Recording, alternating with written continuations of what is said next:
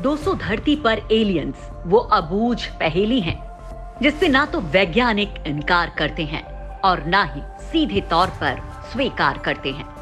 लेकिन पिछले कुछ महीनों से अमेरिका, ब्रिटेन, रूस, चीन और भारत में भी एलियंस को लेकर खूब चर्चाएं हो रही हैं। इस बीच अमेरिका से कुछ वीडियो भी सामने आए जिसमें यूएफओ जैसी चीज दिख रही थी। बड़ी बात तो ये कि कुछ मामलों में तो अमेरिकी रक्षा एजेंसी पेंटागन जांच भी कर रही है। लेकिन एलियंस का रहस्य वैसा का वैसा ही बना हुआ है। अब एलियन हंटर ने तगड़ा दावा किया है कि आर्कटिक सागर में एक रहस्यमय स्थान है जहां एलियंस अपने यूएफओ की चार्जिंग करते हैं।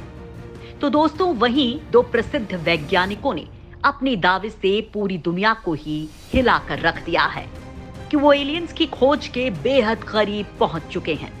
मतलब एलियंस को लेकर खिचड़ी बहुत तेजी से पक रही है। तो दोस्तों, वीडियो में आपको इन दोनों ही दावों के बारे में बताएंगे। पहले एलियन हंटर के दावे को बताते हैं। एलियन हंटर वो लोग होते हैं जो एलियंस की खोज में लगे होते हैं, उनको ढूंढते रहते हैं।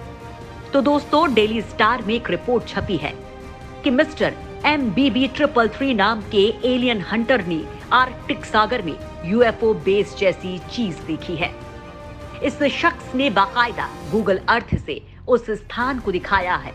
इसका कहना है कि हाल ही में अमेरिका ने जो यूएफओ दिखाए थे वो आर्कटिक पर ही देखे गए थे। ये शख्स जब कहता है कि वहां उसे कुछ अजीब सी चीजें दिखाई दी हैं, वहां यूएफओ जैसे पॉड्स उतरते हैं। जो नीचे चीजें बनी हैं वो शायद उन यूएफओ के चार्जिंग स्टेशन हैं जिसे लोग दुनिया भर में देख रहे हैं। उनकी ओर से जारी फोटो में दिख रही त्रिकोणीय इमारत लगभग 310 फीट लंबी है। इस एलियन हंटर का दावा है कि यही इमारत यूएफओ का चार्जिंग स्टेशन है। यहाँ पर आने वाले एलियंस के विमान चार्जिंग कर आगे की उड़ान तय करते हैं। हालांकि इस मामले में कुछ लोगों का कहना है कि वो रूसी सैन्य हवाई अड्डा भी हो सकता है, जिसे फ्रांज जोसेफ लैंड के द्वीप समूह में आर्कटिक ट्रैफिल बेस के रूप में जाना जाता है। वैसे दोस्तों, आजकल सबसे ज्यादा एलियंस को देखे जाने की घटनाएं घट रही हैं। कुछ ही दिन पहले अमेरिका के नैशविले शहर में कुछ लोग तब हैरान रह गए जब उन्हें आसमान में एक चमकती हुई रोशनी दिखाई दी। कुछ लोगों का दावा है कि वो यूएफओ का फ्लीट था जो सुबह के वक्त लोगों को नजर आया। हर यूएफओ के चारों ओर काफी ज्यादा रोशनी थी जिसे देखकर लोग हैरान रह गए। तो वहीं हार्वर्ड यूनिवर्सिटी के दो मशहूर वैज्ञानिकों एवी लोएब और आमिर सिराज ने दावा किया है कि वो एलियंस की दुनिया खोजने के काफी करीब पहुंच गए हैं। अगर सब कुछ सही रहा तो बहुत जल्द वो गैलेक्सी में मौजूद एलियंस के ग्रह का पता लगा लेंगे। हार्वर्ड यूनिवर्सिटी के वैज्ञानिकों का ये दावा काफी बड़ा माना जा रहा है क्योंकि कई वैज्ञानिक लगातार हार्वर्ड यूनिवर्सिटी के वैज्ञानिक एवी लोएब के प्रोजेक्ट का विरोध कर रहे हैं। उनका कहना है कि एवी लोएब को ऐसी प्रोजेक्ट पर काम नहीं करना चाहिए जिससे पृथ्वी के लिए खतरा उत्पन्न हो जाए। दरअसल दोस्तों, हार्वर्ड यूनिवर्सिटी के वैज्ञानिकों ने एक नई स्टडी के बाद दावा किया है कि ओर्ट क्लाउड में अलौकिक शक्तियों का घर हो सकता है। ओर्ट क्लाउड हमारे सौर मंडल की सबसे दूरी पर मौजूद एक बहुत बड़े मलबे का खोल है जो हमारे सौर मंडल में मौजूद कई तारों के बीच में मौजूद है। इससे पहले 2019 में खगोलविदों ने हमारी पृथ्वी के पिछले हिस्से में कई अविश्वसनीय घटनाओं को घटते देखा था और एक खतरनाक धूमकेतु को भी वैज्ञानिकों ने खोजा था। लेकिन अब वैज्ञानिकों का मानना है कि ओर्ट क्लाउड में ऐसे लक्षण मिले हैं जिससे पता चलता है कि वहां अलौकिक शक्तियां मौजूद हो सकती हैं। लेकिन अभी आखिरी नतीजे पर नहीं पहुंचा जा सकता है। वहीं पृथ्वी के पीछे जो खतरनाक धूमकेतु बर्फीला स्नोबॉल वैज्ञानिकों ने खोजा था, उसकी रफ्तार 1,10,000 मील प्रति घंटे की थी और इंसानों के द्वारा खोजा गया वो पहला इंटरस्टेलर था जिसे वैज्ञानिकों ने बोरिसोव नाम दिया था। अध्ययन में खगोल भौतिकी केंद्र में खगोलविद आमिर सिराज और एवी लोएब ने इसके ऊपर रिसर्च किया है, जिसकी नई गणना के आधार पर कहा कि ऊट क्लाउड हमारे सौर मंडल से संबंधित वस्तुओं की तुलना में ऐसा स्थान हो सकता है जहां ज्यादा से ज्यादा अलौकिक शक्तियां मौजूद हो सकती हैं।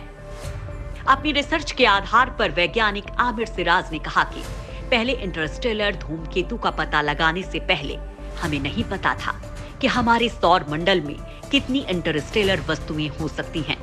लेकिन ग्रह प्रणालियों के गठन पर सिद्धांत बताता है कि स्थायी निवासियों की तुलना में कम आगंतुक होने चाहिए।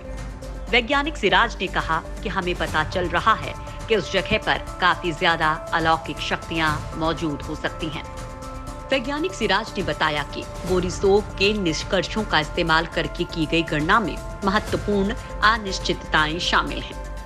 लेकिन इन पर ध्यान देने के बाद भी इंटरस्टेलर विजिटर उन वस्तुओं पर हावी हो जाते हैं जो सौर मंडल के मूल निवासी हैं। वैज्ञानिक आमिर सिराज ने अपनी स्टडी में कहा है कि ओट क्लाउड हमारी पृथ्वी से करीब 200 अरब से 1000 अरब मील के क्षेत्र में फैला हुआ है और सितारों के विपरीत ओट क्लाउड खुद से रोशनी उत्पन्न करने में सक्षम नहीं होती हैं। लिहाजा हमारे पास अभी ऐसी टेक्नोलॉजी नहीं है जिससे हम उन्हें देख सकें। उन्होंने कहा कि हम ऐसी टेक्नोलॉजी पर काम कर रहे हैं जिससे उन्हें देखने में सक्षम हो जाएं। साथ ही हमारी कोशिश उनसे संपर्क साधने की है। अगर हम संपर्क साध पाने में कामयाब हो जाते हैं तो हमारी दुनिया पूरी तरह से बदल जाएगी। तो वहीं प्रोफेसर एवी लोब ने कहा कि हमें उन अलौकिक सभ्यताओं के साथ समझौता करने के लिए तैयार हो जाना चाहिए जो हमारे मुकाबले काफी ज्यादा शक्तिशाली और उन्नत हैं। प्रोफेसर एवी लोब ने कहा कि अलौकिक सभ्यता के पास काफी खतरनाक हथियार बनाने की शक्ति है जो किसी पार्टिकल या किसी ऊर्जा के जरिए अंतरिक्ष से धरती पर भेज सकते हैं। उनके पास इतनी ज्यादा शक्ति हो सकती है कि वो पूरी धरती और पूरी कायनात को जलाने के लिए काफी साबित हो सकते हैं। प्रोफेसर एवी लोब ने अपनी किताब में लिखा है कि दुर्भाग्यवश बुरी खबर ये है कि हमारे पास ऐसी क्षमता नहीं है जिससे हम उनकी चाल को पकड़ सकें और वो भी हमें कोई एडवांस चेतावनी नहीं भेज रहे हैं। और अगर हमें किसी संकेत के जरिए चेतावनी भेजता भी है तो उसकी गति प्रकाश की गति से तेज नहीं हो सकती है जिससे हमें चेतावनी मिल सके। हालांकि इसके साथ ही उन्होंने ब्रह्मांड को बचाने के लिए और ब्रह्मांड के पूरे वातावरण को बचाने के लिए एक सॉल्यूशन जरूर दिया है। प्रोफेसर एवी लोब ने अलौकिक सभ्यताओं के साथ समझौते के लिए जो तरीका सुझाया है वो समझौता प्रस्ताव करीब करीब अमेरिका और रूस के बीच परमाणु परीक्षण प्रतिबंध संधि के समान ही है, जिस पर 1963 में अमेरिका, ब्रिटेन और सोवियत संघ की सरकारों ने हस्ताक्षर कर दिए थे।